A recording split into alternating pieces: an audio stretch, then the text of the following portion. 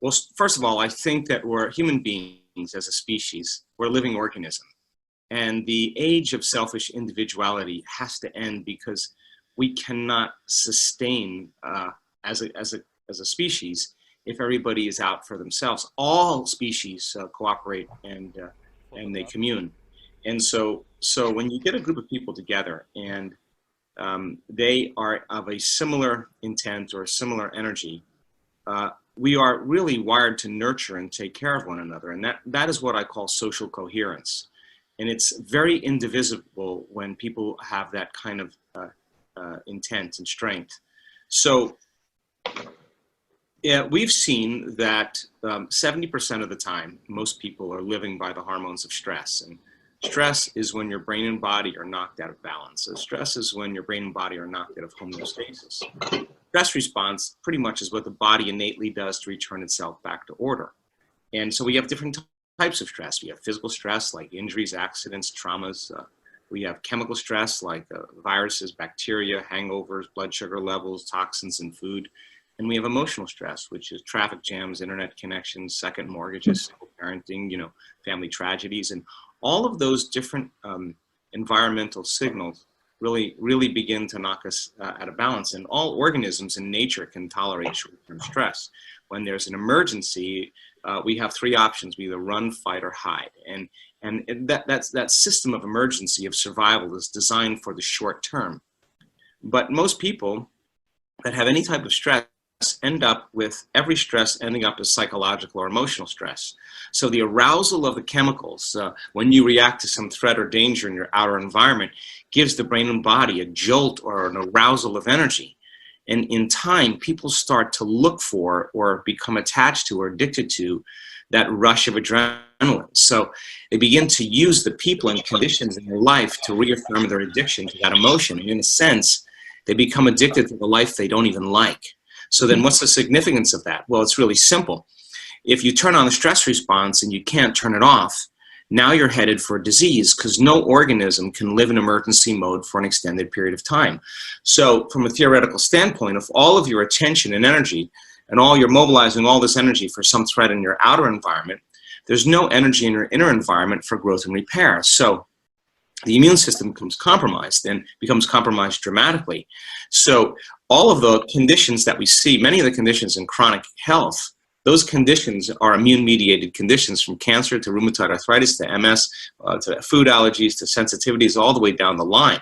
And so when a person then begins to say, okay, I may not be able to control everything in my outer world, but I certainly can self-regulate and begin to control what's going on in my inner world. And by the same means, we've done an experiment where we took a group of people and said, okay, let's have you trade anger, fear, frustration, judgment, hatred, sadness, pain, suffering, depression, anxiety, whatever, competition, for gratitude, appreciation, love, and a joy for existence.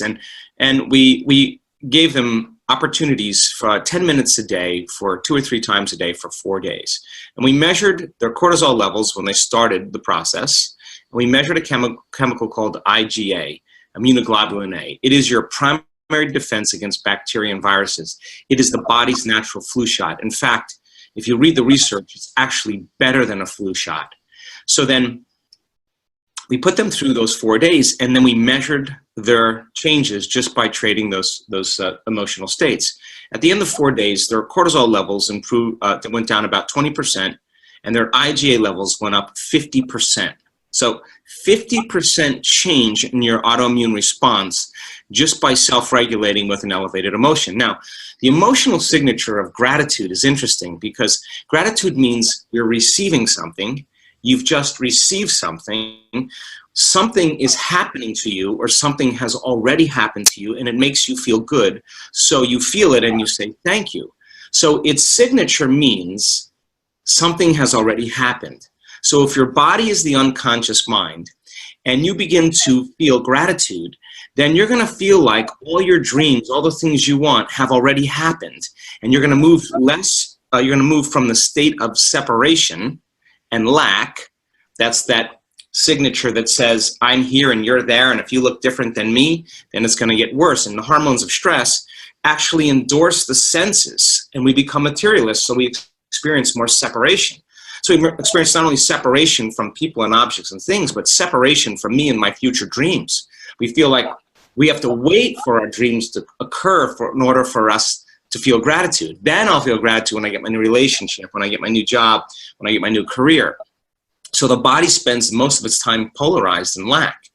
So then when a person starts to feel gratitude, their body eases, and it says, I've already received my future. It's already happened, and I feel more whole and less separate from it.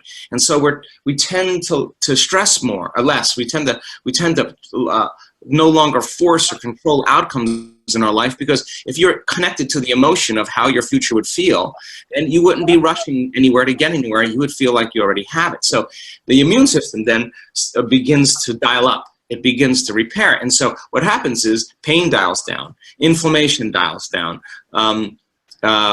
immune function goes way up, and a host of different biological markers change.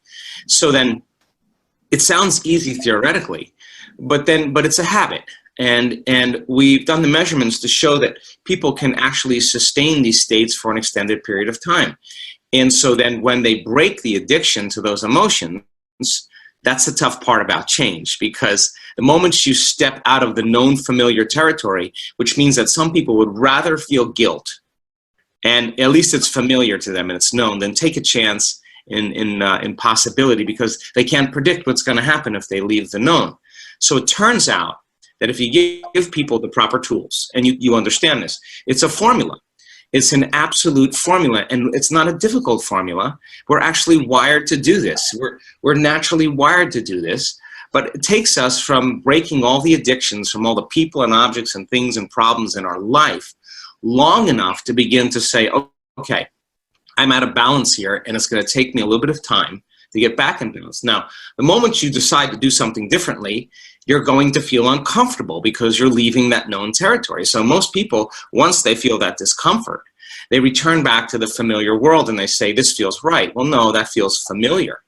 So then when people start to disentangle from the emotional addictions and the programs that they live by unconsciously, it takes a Herculean effort to begin to do that. But the side effect of that is joy, because the body is no longer believing it's living in the same past traumatic situations over and over again. So the stronger the emotion we feel from events in our life that occur, the more altered we feel inside of us emotionally. The more altered we feel inside of us emotionally, the greater the threshold, the more we pay attention to the cause, and the brain takes a snapshot, and that's called a memory. So then people think neurologically within the experiences, neurologically, and they feel chemically within the boundaries of those emotions. And how you think and how you feel is your state of being. So most people's entire state of being was in the past. So then the body then is believing it's living in the same past experience 24 hours a day, 7 days a week, 365 days a year, because the body doesn't know the difference between the emotion from the real experience and the emotion that we're living by every single day. So it turns out when you trade that, all of a sudden you begin to downregulate certain genes and upregulate other genes, and you begin to see a change. You just got to go through, just like an addict that's been addicted to heroin or addicted to a substance. You have to go through that period of withdrawal, and that is the dissonance and disorder we see in the brain and heart. But if a person sticks with the formula, there's a reorganization, and that's called the healing, and it can happen in an instant. Getting there is the journey, and I think what's happening, to your point, when we first started out, is that more and more people we're in an age of information. And in an age of information, ignorance is a choice. You don't need a doctor. You don't need a priest. You don't need a rabbi. You don't need a governor. You don't need a teacher to gain information anymore. We have access to information. So the beauty behind that is people are taking their power back. And when you have a change in information, or you understand information, you have a greater level of awareness. And awareness is consciousness, and you can't have consciousness without energy. So this is a time in history where it's not enough to know. This is a time in history to know how, and people are ready to learn how. And it's the 100th monkey, or the 4-minute mile. It's starting to happen. And now everybody's seeing it happening, and now the belief about it is enhanced. And now we don't have to rely on so many things outside of us, an exogenous substance, to change how we feel inside of us. People are beginning to learn how to self-regulate and do it without anything external to them. And that's a threat to pharmaceutical companies. As you know, you have a fabulous magazine, The Doctors Don't Tell You. And you've been on the front lines with this for a long enough period of time. And that's a threat to the pharmaceutical companies and to the medical model. But all of those models are breaking down because of information. And this is a great time to be alive.